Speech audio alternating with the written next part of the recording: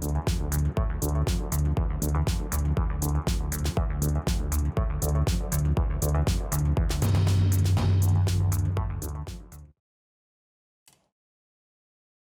নয়, ক্ষমতাকে প্রশ্ন করাই গণমাধ্যমের কাজ। আমরা প্রশ্ন করতে চাই আপনার হয়ে, জানতে চাই আপনি যা জানতে চান। শুরু করছি গ্লোবাল টেলিভিশনের নিয়মিত আয়োজন আর কাবেল প্রশ্নগুলো সহজ। এ অনুষ্ঠানে আমরা চলমান ঘটনার নানান তথ্য বক্তব্য তুলে ধরি। অতিথিদের কাছে জানতে চাই সেসব তথ্য বক্তব্যের প্রতিক্রিয়া বিশ্লেষণ। আপনাদের সঙ্গে আছে আমি সাঈদ খান। আমাদের আজকের আলোচনার বিষয় তেল নিয়ে তেলেসমাতি কার। দর্শক, আপনারা জানেন যে বৈশ্বিক অস্থিরতা, বিশেষ করে ইরান ইস্যু, ইরান যুক্তরাষ্ট্র যে উত্তেজনা, এই উত্তেজনায় বৈশ্বিক তেলের বাজারে এক ধরনের ক্রাইসিস চলছে। তার এক ধরনের ওয়েব সারা বিশ্বের জ্বালানি বাজারেই পড়েছে। যদিও বাংলাদেশ সরকারের পক্ষ থেকে বলা হয়েছে যে বাংলাদেশে আন্তর্জাতিক বাজার থেকে তেল আমদানি বা সরবরাহে কোনো বিচ্যুতি ঘটেনি, তেলের সরবরাহ ঠিক আছে, ক্রেতাও বাড়েনি। তাহলে ক্রাইসিস কে করছে, কার এখানে স্বার্থ, এসব বিষয় নিয়ে আলোচনা করব। আমরা আলোচনা করবার জন্য আমাদের সঙ্গে স্টুডিওতে উপস্থিত আছেন পেট্রোল পাম্প ওনার্স অ্যাসোসিয়েশনের সভাপতি নাজমুল হক। আপনাকে স্বাগত জানাচ্ছি। ধন্যবাদ। দর্শক, এছাড়াও আমাদের সাথে আরও একজন অতিথি যুক্ত হবেন। সড়কে যানজটের কারণে কিছুটা বিলম্বে তিনি আমাদের সাথে যুক্ত হচ্ছেন। আমাদের সাথে যুক্ত হবেন এনার্জি অ্যান্ড পাওয়ার ম্যাগাজিনের সম্পাদক মোল্লা আমজাদ হোসেন। নাজমুল ভাই, আপনাকে দিয়ে আলোচনা শুরু করতে চাচ্ছি। জ্বালানি হচ্ছে খাদ্যের পরপরই যে জিনিসটি অবশ্যই প্রয়োজনীয়, একেবারে জীবনের বা সভ্যতার সাথে জড়িয়ে আছে, আমাদের এগিয়ে চলার সাথে জড়িয়ে আছে, সেটি হচ্ছে জ্বালানি। এবং বিশ্বব্যাপী এক ধরনের অস্থিরতা চলছে, এটি অস্বীকার করবার সুযোগ নেই, পাশ কাটাবারও সুযোগ নেই। সরকারের পক্ষ থেকে বলা হচ্ছে যে সরবরাহেও কোনো ঘাটতি নেই, পর্যাপ্ত যোগান আছে। কিন্তু হঠাৎ করে তো গ্রাহকও বেড়ে যায়নি। আপনাদেরই কিছু পাম্প, আপনি যে অ্যাসোসিয়েশনের সভাপতি, তারা পাম্পের সামনে লিখে রাখছে তেল নেই, আবার অভিযানে তেল উদ্ধারও হচ্ছে। আপনারাও বলছেন সরবরাহে ঘাটতি নেই, কিন্তু তেলেসমাতি তো হচ্ছে। অস্বীকার আপনিও করতে পারবেন না। কারা করছে, কেন করছে, উদ্দেশ্যটা কি তাদের? ধন্যবাদ আপনাকে আপনার প্রশ্নের জন্য, কারণ আমি একটা সুযোগ পেলাম আমাদের পেট্রোল পাম্প মালিকদের যে সমস্যা সেটাও বলার, আর এবং আপনার প্রশ্নের উত্তরে আমি আমার কিছু ব্যাখ্যা দেওয়ার সুযোগ পেয়েছি। এই জন্য আপনাকে ধন্যবাদ। আমি প্রথমেই যাই, আপনি একটা কথা বলেছেন যে সব কিছুই ঠিক আছে, গ্রাহকের সংখ্যাও বাড়েনি, তাহলে তেলের সংকট কেন? সরকার বলছে তেল আছে, আমাদের পক্ষ থেকেও বলা হয়েছে যে হ্যাঁ, সরকার যেটা বলছে এটা ঠিক। আমি আবার আপনার সামনে স্পষ্ট করছি যে সরকারের কাছে পর্যাপ্ত তেলের মজুদ রয়েছে, তাহলে ঘাটতিটা কেন? আপনি ওখান থেকে আমি শুরু করি। আপনি বলছেন না গ্রাহকের সংখ্যা বাড়েনি, সঠিক কথা বলেছেন, কিন্তু গ্রাহকের চাহিদার কি অবস্থা এটা তো বিবেচনা নিতে হবে। তাহলে কি মানে খরচ বেড়ে গেছে এরকম? গ্রাহকের ভিতরে দুটা জিনিস, মানে দুইটা বিষয় এখন আমরা লক্ষ্য করছি এবং যেটা বাস্তবতা। একটা হলো প্যানিক বাইং, মানুষের মধ্যে আতঙ্ক ছড়ানো হয়েছে, সেটা যেখান থেকেই হোক, যেভাবেই হোক। আরেকটা হয়েছে যে তেলের দাম বাড়তে পারে, এই ধরনের একটা ধারণা ছড়িয়ে দেওয়া হয়েছে। যদিও আমাদের সরকার প্রধান, সরকারের পক্ষ থেকে কিন্তু আমি বলছি আপনাকে, সরকারের পক্ষে বাড়ানো তো হয়নি। সরকারের পক্ষ থেকে সরকার প্রধান, মাননীয় প্রধানমন্ত্রী, ওনার কাছে তেলের দাম বৃদ্ধির জন্য সুপারিশ করা হয়েছে প্রশাসন থেকে, উনি রিফিউজ করেছেন। সেটা আপনাদের মিডিয়া, জি, ও সেটা আপনাদের মিডিয়া, মেইন স্ট্রিম মিডিয়া, সব পত্রিকা, প্রিন্ট মিডিয়া, ইলেকট্রন মিডিয়া আসছে। এটা জনগণের উদ্দেশ্যে সেটা বলা হয়েছে। উনি কার স্বার্থে করলেন এটা? উনি জনস্বার্থে করছেন, যাতে, কারণ তেলের দাম বাড়লে তো শুধু একটা কোয়ালিটি বাড়ালে হবে না, সবগুলো বাড়তে হবে। আপনি জানেন, যেমনটি আপনি বলেছেন, ডিজেলের তেল ছাড়া, আমি আপনার সাথে আরেকটু অ্যাড করে দিচ্ছি যে আপনি না খেয়ে 2 দিন থাকতে পারেন, রোজা রাখি না আমরা, কিন্তু তেল ছাড়া কিন্তু একদিন চলবে না। দেশের সমস্ত উন্নয়ন ডিপেন্ড করে তেলের উপরে। কৃষি বলেন, যোগাযোগ বলেন, শিল্প বলেন, সব কিছুর সাথে তেল জড়িত। সব, এই যে আমি আপনি কথা বলছি, এখানে বিদ্যুৎ প্রয়োজন, এটার সাথে মানে আমি বললাম তেল ছাড়া আপনি নড়তে পারবেন না। তো সেইখানে বিষয়টা কি হলো আমাদের এখানে, হঠাৎ কেন হয়ে গেল? সরবরাহ তো ঘাটতি হয়নি না। আমি সরবরাহ ঘাটতি বলে, সরবরাহ কোন সরবরাহ বলছেন আমি বুঝতে পারছি না। আমাদের ইম্পোর্টও তো ঘাটতি হয়নি। আমি আপনাকে বলি, গভর্নমেন্ট, নতুন গভর্নমেন্ট, ওনার বয়স কত? 1.5 মাস, 42 দিন, হ্যাঁ, যাই হোক, মানে 1.5 মাস প্লাস মাইনাস। এই 1.5 মাসে উনি আসার সাথে সাথে 28শে ফেব্রুয়ারি তো আপনার যুদ্ধটা শুরু হয়ে গেল। আমি আপনাকে একটু মানে শুরুর থেকে বলি। 28শে ফেব্রুয়ারি যুদ্ধ শুরু হয়ে গেল। 3-4 দিন মানুষের মাঝে শুধু এইটুকু আলোচনা ছিল যে আমাদের তেল তো আরব দেশ থেকে আসে, তাহলে এখন আরব দেশে যুদ্ধ শুরু হয়ে গেল, আমাদের এ তেলের কী হবে, এই পর্যন্তই সীমাবদ্ধতা ছিল 28 তারিখের পর 3-4 দিন। এই ফেব্রুয়ারির মার্চের 2-3 তারিখের দিকে দেখলাম মানুষের ভিতরে একটু মানে আমাদের সেলটা একটু বেড়ে যাচ্ছে। তো আমরা ভাবলাম যে কি ব্যাপার, কি গাড়ি মানে ঈদ কাছে আসতেছে বা ঈদ মাত্র গেল, এই ধরনের একটা কিছু ব্যাপার হচ্ছে তাই কি না বুঝতে পারতেছি না। আমরা এটা তেমন একটা আমলে নিইনি, কিন্তু ইউটিউবে যে সমস্ত বা সামাজিক যোগাযোগ মাধ্যমে কিছু কিছু কথা বলতেছিল বাংলাদেশে তেল পাওয়া যাবে না আগামীতে, মানে প্যানিক ট্রেড করে একটা প্যানিক, মানে অল্প বিস্তর মেইন স্ট্রিম মিডিয়া এই ধরনের কোনো খবর তখন আসেনি, এখনো আসে। হ্যাঁ। কিন্তু এর মাঝে একটা খবর আসলো, ওইটা মেইন স্ট্রিম মিডিয়ার মাধ্যমে আসছে যে বাংলাদেশের তেলের মজুদ কত আছে। এটা আপনারা এই তথ্য জোগাড় করেছেন, যেখান থেকে আপনারা জোগাড় করেছেন, এটা প্রচার হয়েছে। যেদিন ভাই এটা প্রিন্ট মিডিয়া আসলো, ইলেকট্রিক মিডিয়ায় পরের দিন আসছে, যেটা প্রিন্ট মিডিয়া যেদিন আসলো তারপর দিন থেকেই ভাই মানুষের ভিতরে প্যানিক ছড়িয়ে গেছে, সর্বনাশ, 14 দিনের তেল আছে, 28 দিনের তেল আছে, তাহলে কি হবে? ওইখানে একটা কথা ছিল ডিজেল আছে মাত্র 14 দিন, অকটেন আছে 28 দিন, এরকম একটা পরিসংখ্যান ছিল ভাই। এরপরে তো প্যানিক হয়ে গেল। প্যানিক হওয়ার পরে আপনি শুনে আশ্চর্য হবেন, যেদিন এই প্যানিকটা শুরু হয়েছে তার 3 থেকে 4 দিনের মধ্যে 8 থেকে 10 দিনের তেল নিয়ে গেছে।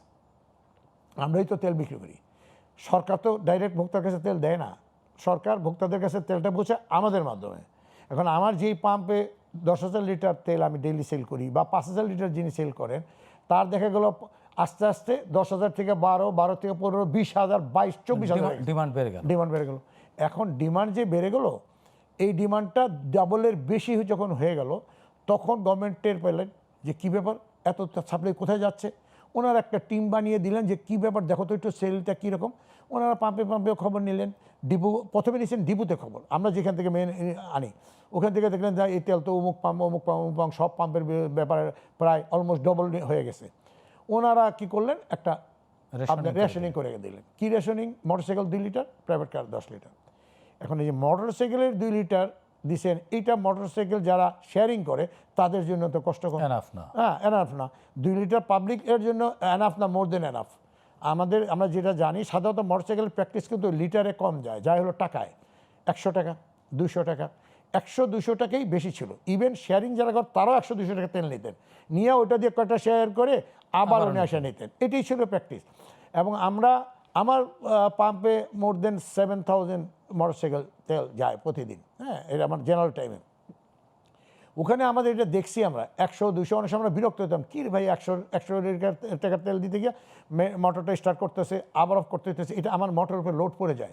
প্লাস আপনি জানেন আমাদের একটা অপারেশনাল ইভাপোরেশনাল লস আছে, ড্রপিং হচ্ছে, যতবার নজর টিপছে ততবারই তো কয়েক ড্রপ যাচ্ছে, এটা আমাদের লস। তারপর আমরা চিন্তা করলাম কাস্টমারের সাথে গন্ডগোল না করে আমরা দিই। এইটাকে যখন 2 লিটার করে দিন, এটা হই হুল্লোড় শুরু হয়ে গেল। তারপরে এই হুল্লোড়ের কারণে গভর্নমেন্ট কী করলেন, শেয়ারিং যারা করে তাদের জন্য 5 লিটার করলেন, কিন্তু শর্ত দিলেন যে ওইখানে শেয়ারিং যারা করেন তারা পেট্রোল পাম্পে গিয়ে তাদের মোবাইলে যে তিনি যে শেয়ারিং করেন এটা অ্যাপস আছে, ওই অ্যাপসটা শো করতে হবে। ওয়েল, এটা কোনো কিছু না, এটা 20-25 সেকেন্ড লাগে, এটা আমাদের কোনো সমস্যা হচ্ছে না, হ্যাঁ মোরলিগা।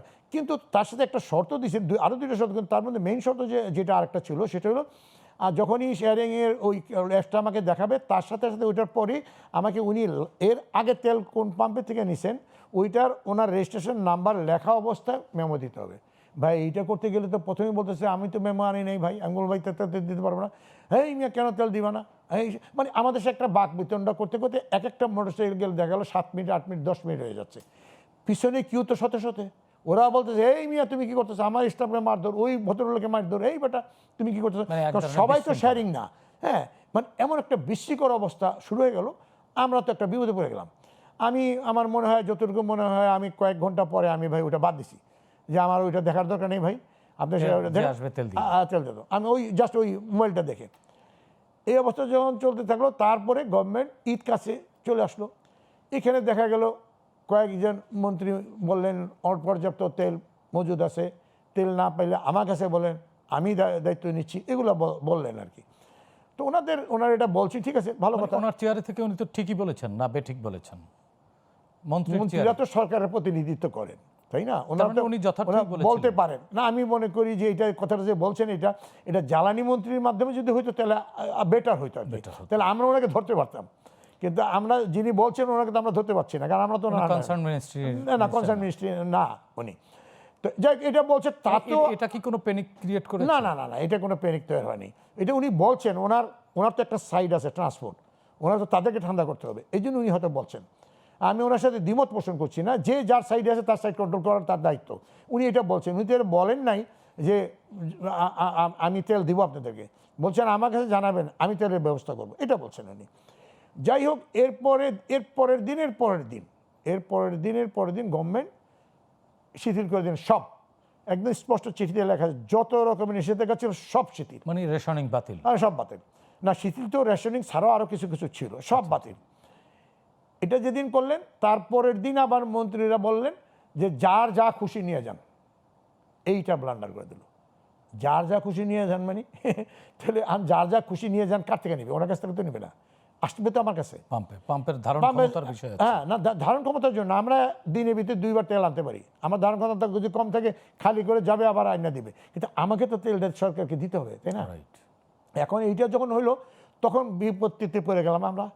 আমাদের বেশ কিছু পেট্রোল পাম্প ভাঙচুর হলো, বেশ কিছু স্টাফ হসপিটালাইজ হলো মারামারির কারণে। এরকম পরিস্থিতিতে আমরা চিন্তা করলাম যে আমরা কী করব, কী করতে পারি। মালিকরা আমাকে চাপ দিতে থাকলো যে আমরা পাম্প বন্ধ করে দিই। আমাকে এইটা করা যাবে না, দেশে নতুন একটা গণতান্ত্রিক সরকার আসছে, ভোটে নির্বাচিত, ওনাদেরকে আমরা বিপদে ফেলতে পারি না। আমরা বিপদে ফেলে আমরা কই যাবো? এটা করা যাবে না, লকডাউন করা যাবে না। আমরা চেষ্টা করি, সরকারের সাথে আলোচনা করি, কিন্তু দেখা গেল ওনারা আমাদের কথা শোনারই আগ্রহ নাই। সরকারের সংশ্লিষ্ট, সরকার বলছি না, সংশ্লিষ্ট যারা আছেন তেলের ক্ষেত্রে, কথাই শোনে না, ফোন ধরে না। জ্বালানি মন্ত্রী না, জ্বালানি মন্ত্রী তো তখন জাপানে ছিলেন, আমাদের টুকু সাহেব জাপানে ছিলেন। প্রতিমন্ত্রী মহোদয়কে পাওয়া গেছে, প্রতিমন্ত্রী মহোদয় আমাদের সাথে 15 মার্চ একটা মিটিং করছেন, এরপর আর কোনো মিটিং শিটিং করেন নাই। এর আগেও করেনি না, ওই একদিনই এই ক্রাইসিসের এই মিটিংয়ে কি আপনারা সন্তুষ্ট না? আমাদের সমস্যা ওনার কাছে বলছি, কিন্তু কোনোটারই তো ওনার সমাধান দেননি। আচ্ছা, আমরা তো ওনাদের সাথে অন্য কিছু চাইনি। আমরা বলছি আপনারা পাবলিকের সামনে যেটা পাবলিকলি বলেন ওইটা বাস্তবায়ন তো আমরা করি, আপনি না। তো ওইটা বাস্তবায়ন করার জন্য যা লাগে আপনি সেই সহযোগিতা আমাদের করেন। আর যদি আমাদেরকে সেই সহযোগিতা করতে না পারেন তাহলে পাবলিকলি এই ধরনের কথা বলবেন না, যেটা চাপ আমাদের উপরে চলে আসে। প্লাস আমরা নিরাপত্তা চাইলাম, যে পাম্পগুলোর মধ্যে মারধর করতেছে, এটা খুব সেন্সিটিভ সেক্টর, সেন্সিটিভ জায়গা, প্রহিবিটেড জোন। হ্যাঁ, মানে সবচেয়ে হাই ফ্লেমেবল যেই কয়টা আছে পদার্থ তার মধ্যে অকটেন, ডিজেল পেট্রোল অত না, কিন্তু অকটেন হাই ফ্লেমেবল। আপনার ওইখানে যদি কেউ তেলটা ঢালতে থাকে, এখানে যদি কেউ ম্যাসলাইট জ্বালায়, ওইটা আপনাকে টেনে নিবে এখান থেকে, এইরকম পরিস্থিতি। তো এইগুলো তো আমরা পাইনি। এখন আমি যদি এই জিনিসটাকে বিচার বিশ্লেষণ করে আমি যে এটার মূল জিনিসটা খুঁজে বার করার চেষ্টা করি, তাহলে দেখেন যখন শিথিল করে দিলেন সব, তো ওপেন করে দিলেন। এখন ওপেন করে দিলে পাবলিক তো আমাদের কাছে তেল চাইবে। যেই পাম্পটার জেনারেলি নর্মালি সেল ছিল 10,000, তার ডিমান্ড হয়ে গেছে 15,000, 30,000, এখন ওইটার ডিমান্ড হয়ে গেছে 25,000। এমন প্যানিক বাইং। আর ওই যে আপনার কী বলে স্টোরেজ টেন্ডেন্সি, তেলের দাম বেড়ে যাবে, যতটুকু নিয়ে রাখতে পারি রাখি। এটা আবার কীভাবে বুঝলাম? সেটা হলো একই লোক তেল নিল, 2 ঘন্টা পরে উনি টাঙ্কি ভরে তেল নিচ্ছে, আবার 2 ঘন্টা পরে উনি তেল নিয়ে আসছে, দিলাম ওনাকে, আবার 2-3 ঘন্টা পর আবার আসছে, 2 বার 3 বার।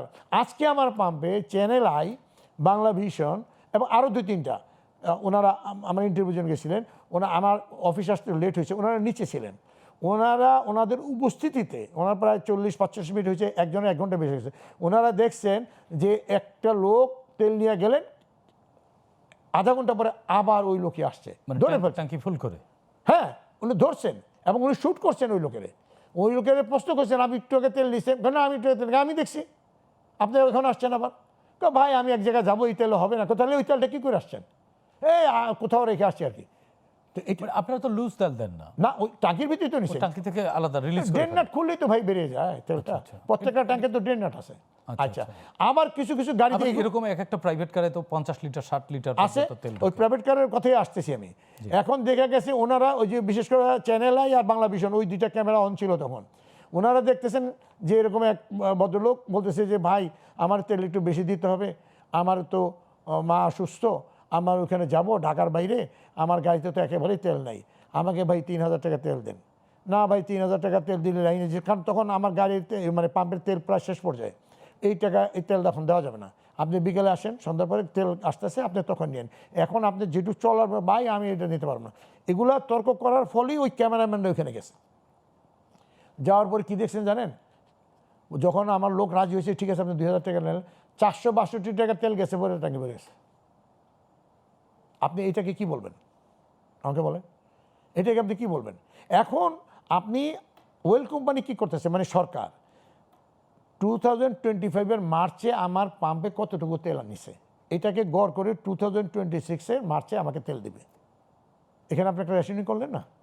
আপনি 2025-এ মার্চে যেই পরিমাণ গাড়ি ছিল, 26-এর মার্চে তার থেকে মিনিমাম 20-25% গাড়ি বাড়ছে। এই 25% গাড়ি কে দিবে তেলটা? নাম্বার 1। নাম্বার 2, এই যে panic buying tendency, storage tendency, এইটার জন্য আরও 20% চাহিদা বাড়ছে। তো 20+20 40% চাহিদা আমার উপরে বেশি। আপনি আমাকে তো ওই আগের হিসাব দিচ্ছেন, তো এই 40% তেল আমি কই দেবো? কিন্তু ওনারা তো নিচ্ছে তেল। তা আমার পাম্পে যেটা রাত্র 8টা পর্যন্ত চলার কথা, এটা দুপুর 2টার মধ্যে শেষ। তো আমাকে তো পেট্রোল অকটেন নাই, আমার লিখতেই হবে এটা। অথচ আমার ব্যাপারে বিভিন্ন জায়গায় বলো, এরকম 2-1টি পাম্পে অভিযান চালিয়ে তো তেল পাওয়াও গেছে। শুধুমাত্র 2টি পেট্রোল পাম্প ফরিদপুরে, আর কোথাও পায়নি। আচ্ছা আচ্ছা। আজকে 23 দিন যাবৎ সমস্ত দেশে ম্যাজিস্ট্রেট দিয়ে মোবাইল কোর্ট পরিচালনা করা হচ্ছে। পেয়েছেন কোথাও? পাননি। আজকে 6ষ্ঠ দিন। কিন্তু খোলা বাজারে বেশ কিছু খোলা জায়গায়, বাজার তো আমার পাম্পের নিয়ন্ত্রণ। এই খোলা বাজারে তেল তো আমি আসছি খোলা বাজার জায়গা, আমি শুধু এই কথাটা শেষ করি। খোলা বাজারে কি হচ্ছে সে বিষয়ে আলোচনা শুনবো নাজমুল sure. ভাই। আমরা ছোট্ট একটি বিরতি জি, নিতে চাচ্ছি। Thank you. দর্শক, আর কাবুল প্রশ্নগুলো সহজ, নিচে ছোট্ট বিরতি, আমাদের সঙ্গেই থাকুন।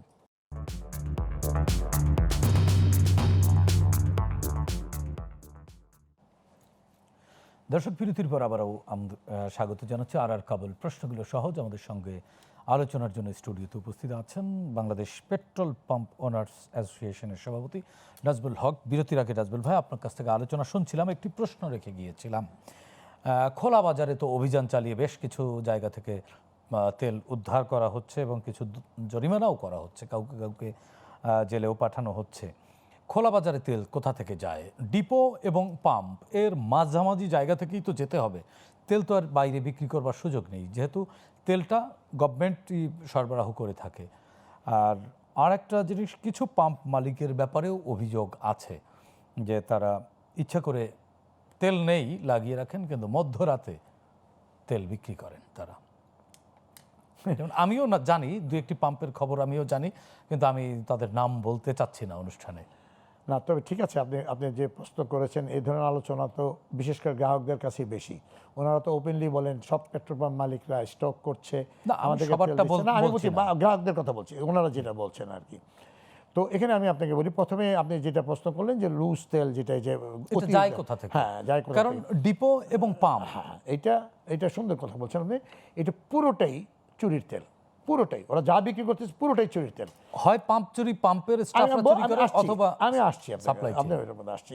এবং এটা আজকের এই সংকটকালীন সময়ের ঘটনা নয়, এটা পুরনো প্রথা, এটা পুরনো। এবং এই ব্যাপারে আপনি আমাকে যদি আগে এই জিনিসটা ইনফর্ম করতে যে আপনি প্রশ্ন করবেন, আমি ডকুমেন্টারি এভিডেন্স নিয়ে আসতাম যে আমরা, তারপর আপনি যেটা বলবেন আমরা বিশ্বাস করবার চেষ্টা করব। আমরা এই বিগত প্রায় 10-12 বছর যাবৎ আমরা সরকারের এমন কোনো বিভাগ নাই, মানে আইন শৃঙ্খলা রক্ষাকারী বাহিনী প্লাস জ্বালানি মন্ত্রণালয়, ভোক্তা অধিদপ্তর, বিপিসি, ওয়েল কোম্পানি, সব জায়গায় রিটেন দিয়েছি, টেলিভিশনে বলেছি, খবর কাগজে বিজ্ঞপ্তি দিয়েছি, সাংবাদিক সম্মেলন করে বলেছি যে এদেরকে যতদিন পর্যন্ত আপনারা না সরাবেন ততদিন পর্যন্ত তেলের কারণে গাড়ির ডিস্টার্বটা বন্ধ হবে না, এবং ততদিন পর্যন্ত এই বিভিন্ন জায়গায় যারা চুরিতে জড়িত ওদের চুরি বন্ধ করতে পারবেন না। কারণ তখন ছিল কি, পাম্পে যা দাম তার থেকে 15 টাকা 20 টাকা লিটারে কম ওখানে বিক্রি করতো। আর এখন হয়েছে পাম্পে যা দাম তার থেকে 100, 150, 200, 300 টাকা বেশি, 400 টাকা লিটারও বিক্রি হয়েছে সিলেট, নর্থ বেঙ্গল, রংপুর, এই সময় বাড়তি টাকা দিলে যেহেতু তেল পাওয়া যায়, তার মানে তেলের ঘাটতি আদৌ নাই না। আমি তো বললাম আপনি, এখন চুরিটা কোথা থেকে হয়?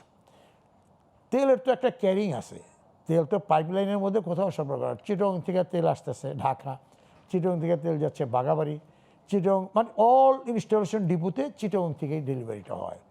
এই যে পথ, এই পথে একটা ভালো অংশ তেল চুরি হয়ে যাচ্ছে। যারাই চুরি করতেছেন তারা তেল তো খেতেও পারবেন না, পাম্পেও বিক্রি করতে পারবেন না, তারা বিক্রি করে ওই সমস্ত জায়গায়।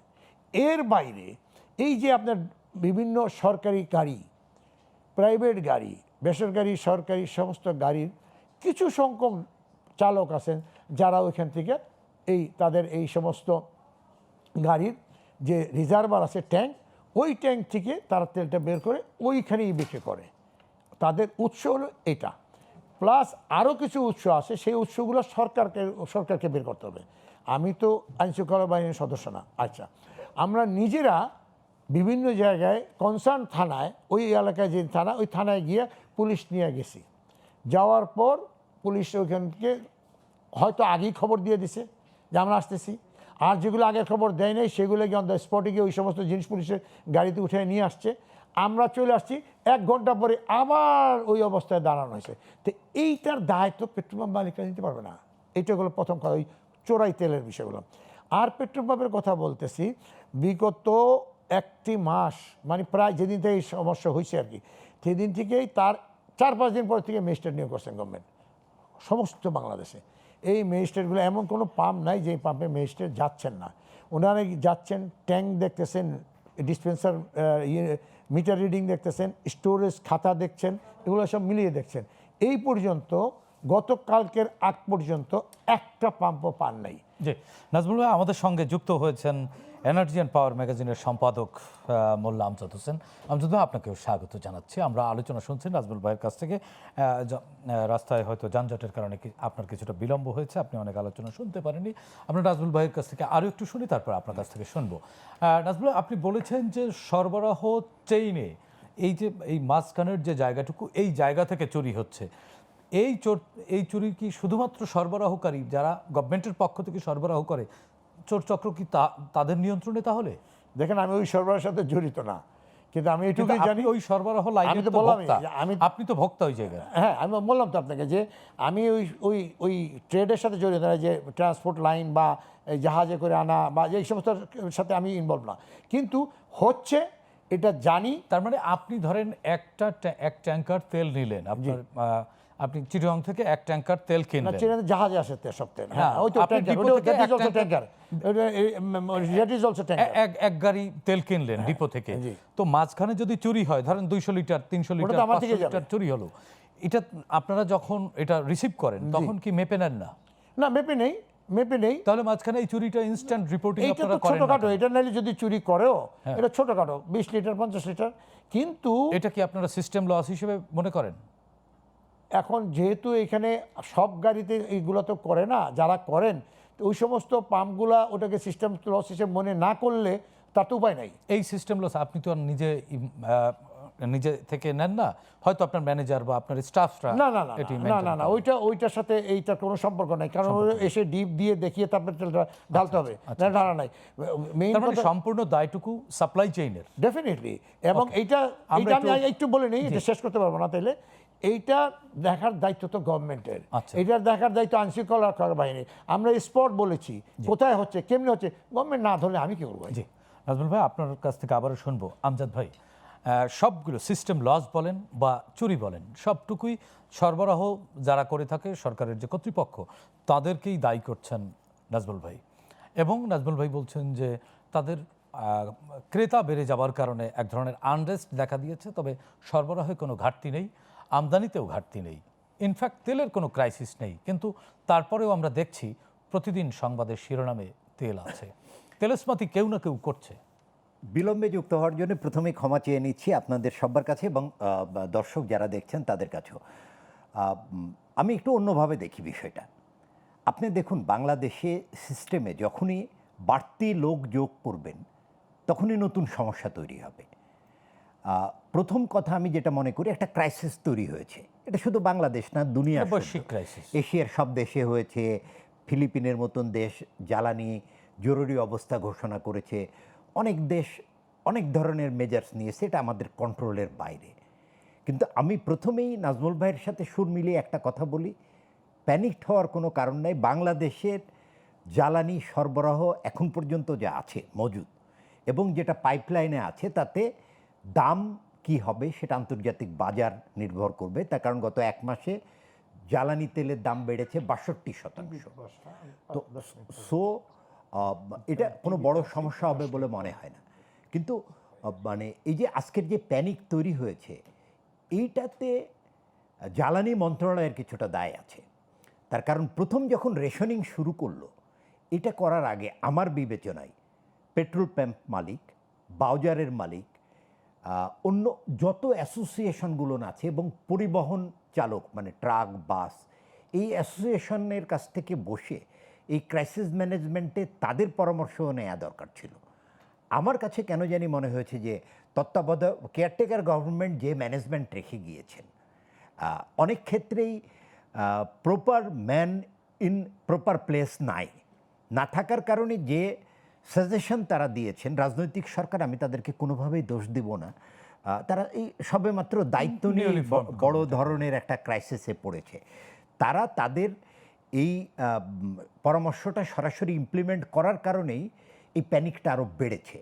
এবং মানে আমি ধন্যবাদ জানাতে চাই মানে রাজনৈতিক নেতৃত্বকে যে তারা এই সিদ্ধান্তটা যে যথাযথ হয়নি এটা বুঝেছেন তারা এবং এটা সংশোধন করেছেন।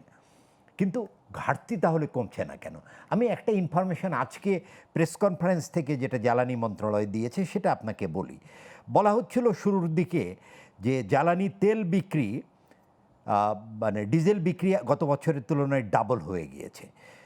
গত বছরের 25শে মানে মার্চের এই দিনে যে পরিমাণ ডিজেল বিক্রি হয়েছিল, আজকে গতকাল বিক্রি হয়েছে তার চেয়ে 800 টন বেশি। আচ্ছা, অকটেন বিক্রি হয়েছে তার চেয়ে 225 টন বেশি, আর পেট্রোল বিক্রি হয়েছে 29 টন কম। তাহলে এটা হয়নি। এখন নাজমুল ভাইয়ের যে পেট্রোল পাম্প, ওখানে একজন সিকিউরিটি বা একজন সার্ভিস বয় যদি একটা কন্টেনারে তেল ভরে রাখে, এটা কিন্তু নাজমুল ভাইয়ের জন্যে মনিটর করা সম্ভব না।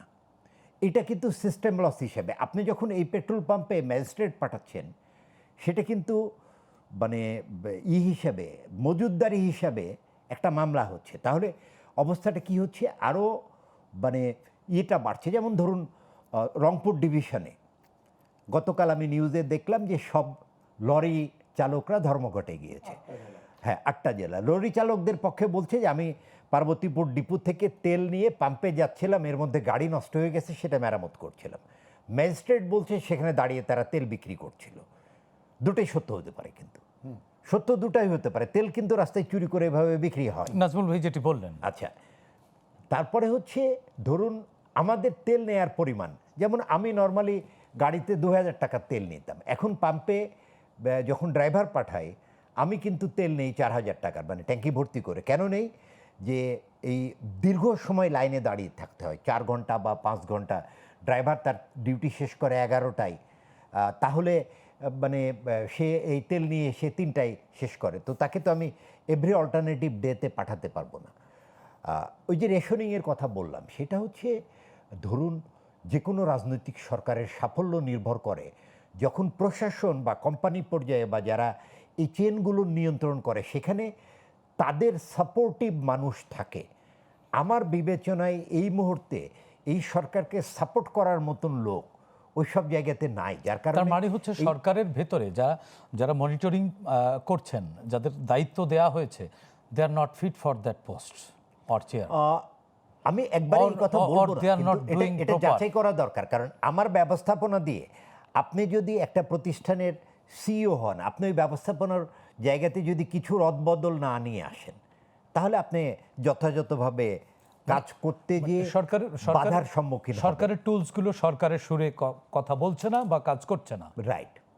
এই জায়গাটিতে নজর দিলে আপাতত যেটি ক্রাইসিস মনে হয় সেই ক্রাইসিসগুলো আসলে ক্রাইসিস না, এটা হচ্ছে মিসম্যানেজমেন্ট সংকট। এই সংকট কিন্তু থাকবে। ধরেন আপনি কিন্তু 15 মিনিটে বা আধা ঘন্টায় যে পাম্পে তেল পাবেন না, এটার জন্য আপনাকে 1 ঘন্টা হয়তো থাকতে হবে। এটা হচ্ছে বৈশ্বিক প্রভাব। বাংলাদেশের যে চাহিদা এটা এতই কম, আর বাংলাদেশের যে ডাইভার্সিফাই উৎস আছে, আমরা ইন্ডিয়া থেকে তেল নিচ্ছি, চায়না থেকে তেল নিচ্ছি, আমাদের ডোমেস্টিক প্রোডাকশনও আছে। মানে পেট্রোল তো আমরা পুরোটাই নিজেরা করি, অকটেনের একটা অংশ করি, আবার ডিজেল যেটা কেআরসিটি হতে পারে সেটা মানে আমরা রাশিয়া থেকে রিফাইন্ড ডিজেল 2 লাখ টন কেনার জন্য আলোচনা শুরু করেছি। আর যুদ্ধের বাইরের সীমা থেকে আমরা ডিজেল পাচ্ছি। মোল্লা ভাই আপনার কাছ থেকে আরও আলোচনা শুনবো, আমরা ছোট্ট একটা বিরতি নিতে চাচ্ছি। দর্শক, আর কাবুল, প্রশ্নগুলো সহজ, নিচে ছোট্ট বিরতি, আমাদের সঙ্গেই থাকুন।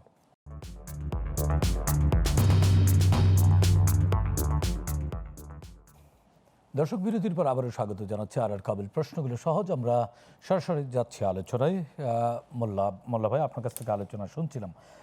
মোল্লা আমজাদ হোসেন, তিনি এনার্জি অ্যান্ড পাওয়ার ম্যাগাজিনের সম্পাদক। মোল্লা ভাই, আপনি বলছিলেন যে সরকারের যে টুলসগুলো, সেই টুলসগুলো প্রপার কাজ করছে না, বা বিগত রিজিম বা বিগত এর পরবর্তী অন্তর্বর্তীকালীন সরকারের সময় যেই সিস্টেমটা ডেভেলপ করে গেছে, ইন্টিগ্রেট করে গেছে, সেই সিস্টেম দিয়ে এই সরকার সফল হবার চেষ্টা করছে। তার মানে কি ঘাপলা এই জায়গাটিতে? এটা কিন্তু নিশ্চিত করে বলা যাবে না, স্পেকুলেশন। মানে এটা স্পেকুলেশন, মানে ধরুন নতুন একটি সরকার এসেছে, আর স্পেকুলেশন তো কিছু কিছু তাকে ইন্ডিকেটর বুঝে নেওয়ার আগে আমরা ধরেন আমার বিষয়টা, আমি কেন এটা আমার দৃঢ়ভাবে বিশ্বাস হচ্ছে যে ম্যানেজমেন্ট প্রবলেম। এটা মনে হচ্ছে এই কারণে যে আমি এই সেক্টর নিয়ে কাজ করছি প্রায় 35 বছর। আমি কোন সেক্টরগুলো কিভাবে চলেছে, আগের ক্রাইসিসগুলো কিভাবে ম্যানেজ করেছে, তার কারণ যুদ্ধের কারণে জ্বালানি সরবরাহ সংকট বা দাম বৃদ্ধির কারণে সংকট, এটা তো নতুন না। হুট করে ধরুন একটা সিস্টেমে চলে আসছে বাংলাদেশ, যে প্রত্যেক মাসের 1 তারিখে আপনি জ্বালানি তেলের দাম সমন্বয় করছেন। আপনি কোনো প্রপার কোঅর্ডিনেশন না করে আপনি বলে দিলেন যে জ্বালানি তেলের দাম এই মুহূর্তে বাড়বে না, তাহলে ডিজেলের এখনকার পারচেজ প্রাইস, কস্ট প্রাইস তারা বলছে 190 টাকা, আপনি বিক্রি করছেন 100 টাকা। অকটেন পেট্রোলের কস্ট প্রাইস হচ্ছে 150 টাকা, আপনি বিক্রি করছেন 117 টাকা আর 120 টাকা। তাহলে এই যে বাকি টাকা, যেমন বিদ্যুৎ প্রতিমন্ত্রী নিজেই বলেছেন, জ্বালানি প্রতিমন্ত্রী, যে প্রত্যেক দিন 167 কোটি টাকা লোকসান হচ্ছে, মানে মাসে 5010 কোটি টাকা এই হিসাব ধরলে লোকসান হবে। বিপিসি 2021 সাল থেকে শুরু করে 1 বছর বাদ দিয়ে 20,000 কোটি টাকার মতন লাভ করেছে। তাহলে এটা দিয়ে কয় মাস যাবে? 4 মাস, কারণ জ্বালানি তেলের দাম তো আরও বাড়ছে। মধ্যপ্রাচ্য যুদ্ধ যে কালকে শেষ হবে, হলেই যে এফেক্টটা কমবে, যুদ্ধ শেষ হলেই যে ক্রাইসিস শেষ হবে, এটা ভাবার কোনো কারণ নাই। যার কারণে আপনাকে এই যে এই ক্রাইসিসটাকে আরও মিটিগেট করার জন্য আপনার জ্বালানির দাম বাজার মূল্যে আনা দরকার। আপনি যদি কিছু সাবসিডি দিতে চান, ডিজেলে দেন, কিন্তু অন্য জ্বালানির দাম বাজার মূল্যে আনা হলে মানুষ ফোর্সড সাশ্রয়ী হওয়া শুরু হবে, মানে কনজিউম কমে যাবে। আচ্ছা, আর সরকারি গাড়ি যেগুলো ব্যবহার হয়, সরকারি স্বায়ত্তশাসিত, আধা স্বায়ত্তশাসিত যে প্রতিষ্ঠানগুলো আছে, যেখানে পাবলিক মানি দিয়ে তেল কেনা হয়, তাদের বরাদ্দ আপনি সপ্তাহে অর্ধেক করে দেন। আচ্ছা, সরকার আজকে একটা ভালো ডিসিশন ভেবেছে, যেটা ডে 1-এ হলে ভালো হতো, যে ছুটি একদিন বাড়ানো যায় কিনা। স্কুলগুলো খুলে যাওয়ার পর, গতকাল থেকে সব স্কুল, কলেজ, ইউনিভার্সিটি খুলে যাওয়ার পর ভাবা হচ্ছে যে মানে ভার্চুয়ালি ক্লাস শুরু করা যায় কিনা, কিছু অফিস অনলাইনে করা যায় কিনা, মোবিলিটি যাদের খুব ইমার্জেন্সি না, এটা কমানো যায় কিনা। কারণ আপনি এমনিতেই 8 মাসে আপনার রাজস্ব ঘাটতি 60,000 কোটি টাকা, কেয়ারটেকার গভর্নমেন্ট ব্যাংক থেকে লোন নিয়ে গেছে 37,000 কোটি টাকা। তাহলে এই যে সাবসিডি যদি না দিয়ে এটা আবার দেন, আপনি টাকা পাবেন কই? টাকা না থাকলে তো আপনি তেল আমদানি করতে পারবেন না, তখনই তো সংকট আরও বেশি হবে। সো দ্যাট, মানে কি পয়েন্টে সরকারের কাজ করতে হবে, যে জায়গাগুলো আসলে ভূমিকা রাখতে পারে এই ক্রাইসিস ম্যানেজমেন্টে? রাজনীতিবিদরা তো জনবান্ধব হবেন, এটাই প্রত্যাশিত, কিন্তু রাজনীতি তো জনগণ, আবেগী সিদ্ধান্ত নেয়ার সময় এখন না। জি, আপনার কাছে আবারও শুনবো মোল্লা ভাই, আমরা একটু নাজমুল ভাইয়ের কাছ থেকে শুনতে চাই। নাজমুল ভাই, সিদ্ধান্তগুলো আবেগী নেওয়া যাবে না মোল্লা ভাই বললেন, তাহলে কি সরকার এই পর্যন্ত আবেগী সিদ্ধান্তের উপরে এসেছে, যে দাম বাড়ায়নি বা রেশনিং করে আবার রেশনিং বাতিল করলো? মোল্লা ভাই আরেকটি গুরুত্বপূর্ণ কথা বললেন, যে কি পয়েন্টগুলো সঠিকভাবে অ্যাক্ট করছে না, প্রপার অ্যাক্ট না করবার কারণে ক্রাইসিসটা ম্যানেজমেন্ট করতে সরকার হিমশিম খাচ্ছে। ধন্যবাদ। আপনার প্রথম প্রশ্নের উত্তরটা আমি একটু পরে দিই। সেকেন্ড প্রশ্নটা মোল্লা ভাই বললেন যে অ্যাক্ট করছেন না সঠিকভাবে, এর শতভাগ ঠিক। এর কারণ হলো এই যে ক্রাইসিসটা তো কিন্তু আজকে 2-4 দিন না, এ তো বেশ কয়েকদিন হয়ে গেল না, অলমোস্ট 1 মাস হতো। হ্যাঁ, না আমি বলতেছি এই যে প্যানিক বাইং টেন্ডেন্সি ভোক্তাদের, প্লাস ওই যে আপনার হোল্ডিং টেন্ডেন্সি, এইটা তো আরম্ভ হয়েছে আজকে 10-12 দিন। তা আমরা কিন্তু বারবার বলে যাচ্ছি সরকারকে। আর ওই যে একটা কথা বললাম, আমাদের সাথে এই ব্যাপারে রেশনিং করার আগেও আলাপ করেন নাই, রেশনিং উদ্যোগ করার আগেও আলাপ করেন নাই, উদ্যোগ করার পরেও আজ পর্যন্ত আলাপ করেন নাই। আলাপ করলে কি হতো, আপনারা কি পরামর্শ দিতেন? আমরা পরামর্শ দিতাম যে এই যেমন ধরেন আপনি এখন যে অবস্থা চলতেছে, এক লোক দিনে 2 বার 3 বার তেল নিচ্ছে, এটা তো গভর্নমেন্টের ওয়েস্টেজ হচ্ছে। ভাই তো বললেন যে মানে তেল তো খাদ্য না, তেল নিয়ে তো খেয়ে ফেলছেন আমাদের। ভেরি গুড, তেল খাদ্যটা বারবার নিচ্ছেন কেন আপনি? আপনি কি করবেন, কি করছেন? আমি তো বললাম আপনাকে যে আজকে কয়েকটা চ্যানেল আমার ওইখানে উপস্থিত থেকে দেখছেন যে একই লোক 2 বার আসছে। আবার এও দেখছেন যে তেল চাইছে 2000 টাকা, 400 টাকা তেল যাওয়ার পর তার টাঙ্গি তার তেলের জায়গা নেই। তো এগুলো কেন হচ্ছে? এই জন্য বলছি এগুলোকে থামাইতে হবে। থামানোর জন্য আমি লাগাতার বলে যাচ্ছি যে আপনারা এখানে, আপনি শুনে আশ্চর্য হবেন, আগামী, আজকে তো 30 তারিখ, পরশু দিন থেকে বাংলাদেশের কয়েকটি জেলায় ফুয়েল কার্ড ইস্যু করতেছেন যে আপনারা ইসের থেকে, জেলা প্রশাসক দপ্তর থেকে ওই কার্ড নেবেন, ওই কার্ড নিয়ে পাম্পে যাবেন, পাম্পে গেলে ওই পাম্পে থেকে তেল নেবেন, নির্ধারিত তেল ওই পাম্প ওই ঘরের মধ্যে লিখে দেবে, আজকের তারিখ উনি লিখে দেবে, উনি আর ওই দিন আর কোনো তেল নিতে পারবে না। এইটা কিন্তু আমি আরও 10 দিন আগে থেকে বলতেছি যে আমি আবার এও শুনছি সরকারি লেভেলে থেকে। আবার মোল্লা ভাই যেটি বললেন যে কার্ড করে দিয়েই বা লাভ কি? যারা ইন্টিগ্রেট করবেন, যারা এই ম্যানেজমেন্ট করবেন, তারাই তো অ্যাক্ট করছে না প্রপারলি। না, ওই যে অ্যাক্ট করছে না দেখে তো আমি বারবার এই সাজেশন দিচ্ছি গভর্নমেন্টকে, কিন্তু ওনারা যদি না শুনে বা ওনারা যদি অ্যাক্ট করতেছে না বলে তো এটা হচ্ছে। আমি সিম্পলি বলছি এটা খুব সহজ কাজ। এরপর আমাকে 2-1 জায়গা থেকে বলা হলো যে এটা এই স্মার্ট কার্ডে যাবো আমরা ওই কিউআর কোডে যাব। আরে ভাই, ওগুলো করতে তো সময় লাগবে, আপনি কালকে থেকে করে দেন না। তো আমাকে প্রশ্ন করলো যে কীভাবে করবে এটা? আমি বললাম যে দেখেন, যেমন এই বড় বড় সিটি, এই সিটিগুলোর মধ্যে জেলা প্রশাসকের বহু কাজ, আপনি ওটা বাদ দেন, প্রত্যেকটা গাড়ির ব্লু বুক আছে, মোটরসাইকেল গাড়ি হোক, ওই ব্লু বুকে তার অ্যাড্রেস আছে, ওই অ্যাড্রেসে যেই থানা, ওই থানায় যান, আপনি এটা একদিন বিজেপি ছাপাই দিব সব। ওই থানায় গিয়ে ওই কার্ডটা নিয়ে আসেন, থানার সিলচাপড় মারা থাকবে, 31টা ঘর থাকবে, ওই কার্ড নিয়ে বাংলাদেশে যেখানে খুশি যাবে, ওই পেট্রোল পাম্পে তেল দিতে বাধ্য, ওই পরিমাণ তেল দিয়ে ওটা লিখে দেবে। আচ্ছা আচ্ছা। এরপর আবার সে যদি ঢাকা থেকে চিটাং যায়, চিটাংয়ে ওই কার্ড দিয়ে সে তেল নিতে পারে। মানে এটা স্থায়ীভাবেও হতে পারে, কারণ জ্বালানি তো আমাদের যতদিন বেঁচে থাকবে কিন্তু ততদিন আপনি আমাদের সেইটা প্রয়োজন। পরে চিন্তা করেন না, এখন আপনি সামাল দেন। সরকারের কাছে যেই চাহিদা এখন পাবলিকের, এই চাহিদার মতো তেল দিলে দেশ শূন্য হয়ে যাবে ভাই, তেল শূন্য হয়ে যাবে। রাজবুল ভাই ধন্যবাদ। আমারও সময় পেলে আপনার কাছ থেকে শুনবো। আমরা আরও একটি ছোট্ট বিরতি নিতে চাচ্ছি। দর্শক, আর কাবুল, প্রশ্নগুলো সহজ, নিচ্ছি আরও একটি ছোট্ট বিরতি, আমাদের সঙ্গেই থাকুন।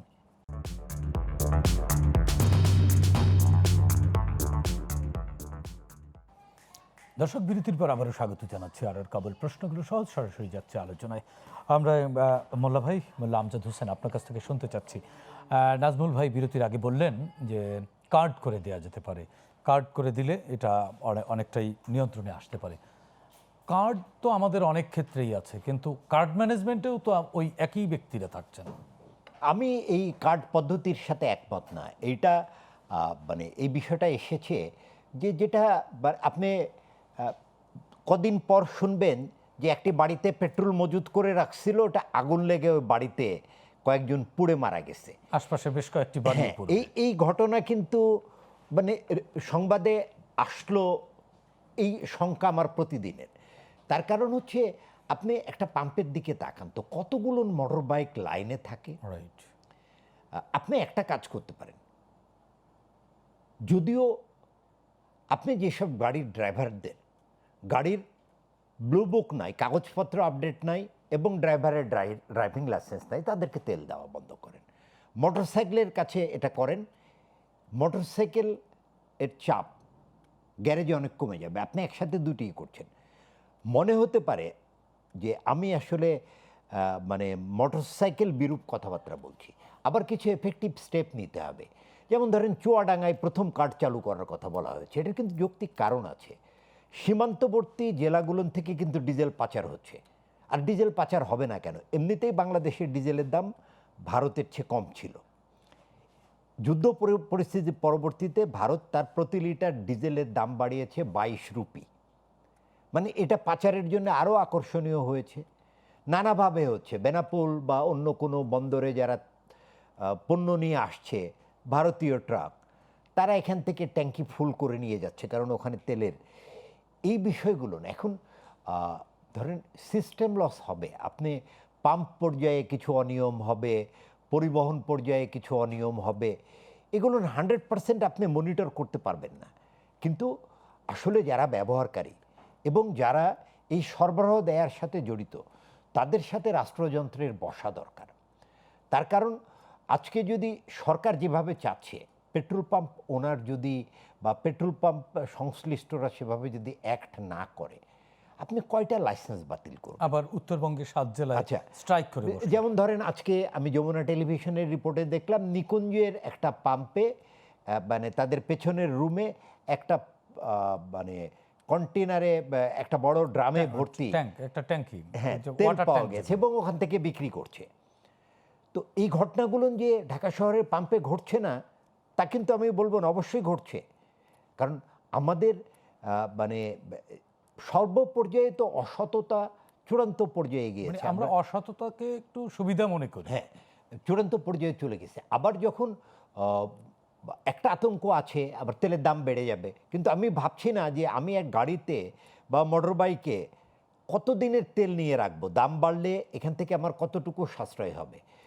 যেটা বলা হচ্ছে যে একজন মানে একদিনে 4 বার তেল নিচ্ছে, তাহলে যে মোটর রাইডার 4 বার তেল নিচ্ছে সে তো আর কিছু করছে না, সে তাহলে তেলটা নিচ্ছে কেন? আবার ধরুন মানে ইন্ডাস্ট্রি যারা তাদের অপারেশন আছে, পণ্য তৈরি করে তো ডিস্ট্রিবিউশন করতে হচ্ছে, তারা প্রপারলি ডিজেল পাচ্ছে না জন্যে তাদের কিন্তু এই সাপ্লাই চেনে কিন্তু বিঘ্ন ঘটা চলে গেছে। আবার লং রুটের বাস যারা নির্ধারিত পাম্প থেকে তেল নেয় তারা তেল পাচ্ছে, কিন্তু অকেশনালি তেল নেয়, এই শর্ট ডিস্টেন্সে চলে, এই বাসগুলো কিন্তু অনেক বন্ধ হয়ে গেছে। কারণ তাদের পক্ষে মানে আমার জানা মতে অধিকাংশ বাসগুলো হচ্ছে মালিকদের কাছ থেকে দিন চুক্তিতে ভাড়া নিয়ে ড্রাইভার হেল্পার স্টাফরা চালায়। তো তারা যদি তেল নিতেই তার 6 ঘন্টা লাগে, তাহলে তো তার এই ইয়েতে পোষাবে না, সো সে চালাচ্ছে না। তো এখন এই সব পক্ষের সাথে বসে একটা অ্যামিকেবল সলিউশনে আসতে হবে। আপনি যে এই স্কেয়ারসিটি বা সংকট পুরোটা মেটাতে পারবেন এটা আমি প্রত্যাশা করি না।